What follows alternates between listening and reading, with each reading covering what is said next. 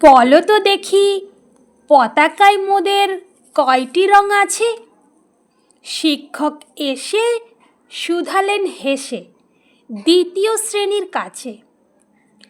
একসাথে মিলে সব ছেলে বলে চিৎকার করে জোরে, তিনটি বর্ণ রয়েছে রাঙানো জাতীয় পতাকা জুড়ে। শ্রেণীর পিছনে বেঞ্চের কোণে শিশু ছিল এক বসে।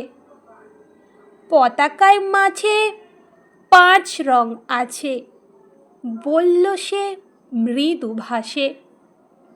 কথা তার শুনে বাকি শিশুগণে হেসে খায় লুটোপুটি। শিক্ষক রেগে বলেন হেঁকে, বোঝাও কি করে 5টি? মাথা নিচু করে ভয়ার্ত স্বরে সরল শিশুটি বলে, ওপরে গেরুয়া, মাঝখানে সাদা, সবুজ আছে তার তলে, আর আছে আঁকা গোলাকার চাকা, নীল রং আছে এতে। শিক্ষক বলে, এটিকে ধরলে তবুও হচ্ছে 4টে। অবোধ শিশুটি বলল তখন, রং আছে আর এক, লাল লাল ছোপ দাগ দেখা যায় ওই পতাকার মাঝে।